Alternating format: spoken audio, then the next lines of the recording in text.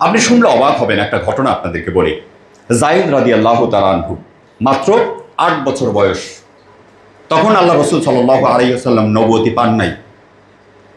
সেই সময় যায়েদ রাদিয়াল্লাহু তাআলা আনহুকে নিয়ে তার মা তার নানা বাড়িতে যাচ্ছিলেন বেড়াতে একটা গ্রুপের সাথে। ওই গ্রুপটাকে পথিমধ্যে ডাকাত আক্রমণ করে। ডাকাত আক্রমণ করার পরে তাদের মালামাল নিয়ে যায়, শিশু বাচ্চাগুলোকে তারা ধরে নিয়ে যায় ডাকাতরা। পরে ওকাজের মেলায় এই যায়েদ রাদিয়াল্লাহু তাআলা আনহুকে 400 দিনারে বিক্রি করা হয়। তাকে কিনে নেন হযরত খাদিজা রাদিয়াল্লাহু তাআলা আনহুর ভাইয়ের ছেলে, নিয়ে তাকে গিফট করেন। উপহার হিসেবে খাদিজা রাদিয়াল্লাহু তাআলা আনহুকে দেওয়া হয়। খাদিজা রাদিয়াল্লাহু তাআলা আনহুর সাথে থাকতেন যায়েদ রাদিয়াল্লাহু তাআলা আনহু। আল্লাহ রসুলের সাথে হযরত খাদিজা যখন বিয়ে হয়, তখন তীক্ষ্ণ মেধা সম্পন্ন যায়েদ রাদিয়াল্লাহু তাআলা আনহুকে খাদিজা রাদিয়াল্লাহু তাআলা আনহু রাসূল সাল্লাল্লাহু আলাইহি ওয়াসাল্লামকে উপহার হিসেবে দিয়ে দেন। ওদিকে যায়েদ রাদিয়াল্লাহু তাআলা আনহুর মা বাবা স্থির হয়ে গেছে, কান্নাকাটি করে, আমার ছেলেটা কি বেঁচে আছে না কোথায় আছে, কি অবস্থায়, খুবই কান্নাকাটি করতেছে। পরের বছর হজের সময় তার বাবার, যায়েদ রাদিয়াল্লাহু তাআলা আনহুর বাবার এলাকার কিছু লোকজন হজে আসছে। এসে যখন কাবার চত্বরে ঘুরতেছে, তখন দেখতেছে যায়েদ রাদিয়াল্লাহু তাআলা আনহুকে তারা চিনে ফেলেছে। যায়েদ রাদিয়াল্লাহু তাআলা আনহুর সাথে কথা বলেছে, তুমি কে, কোথায় আছো, কিভাবে আছো? সে বলেছে, আমি অমুক ব্যক্তির কাছে এভাবে আছি। ওই ব্যক্তিরা যায়েদ রাদিয়াল্লাহু তাআলা আনহুর বাবাকে গিয়ে বলেছে যে তোমার ছেলেকে দেখে এসেছি কাবার চত্বরে, সে অমুক জায়গায় আছে।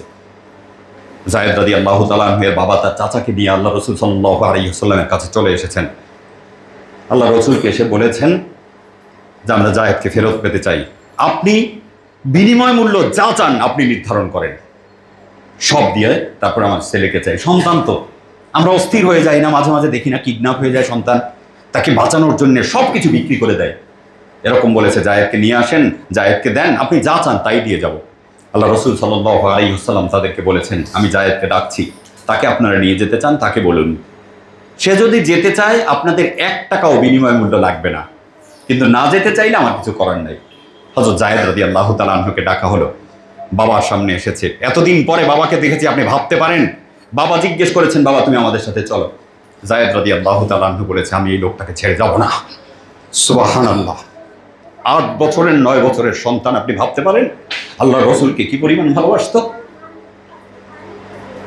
যায়েদ রাদিয়াল্লাহু তাআলা আনহুর বাবা খুশি হয়ে গেছেন। তাকে জিজ্ঞেস করেছেন, তুমি কি দেখেছো এই লোকটার মধ্যে?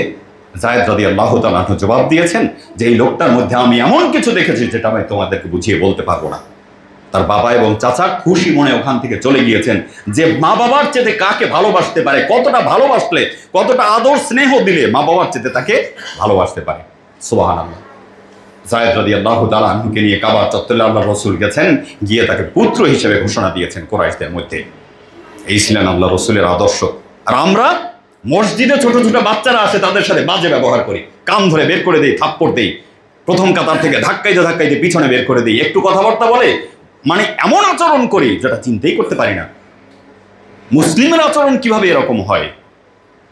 আমাদের কর্মচারীরা যেদিন আপনি অফিস থেকে বের করে দেন, অথবা যেদিন সে আর একটা চাকরি খুঁজে নিতে যায়, পায় চাকরি খুঁজে, তখন আমাদের সম্পর্কে বলে যে একটা জালিমের হাত থেকে আমরা বেঁচেছি, আমি বেঁচে এসেছি।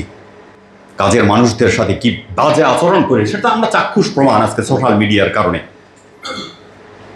আমরা খুন্তির ছ্যাক দিতেও দ্বিধাবোধ করি না।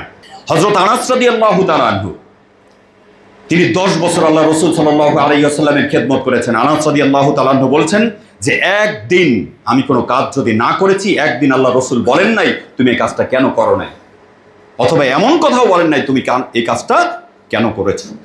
সম্মানিত ভাইরা,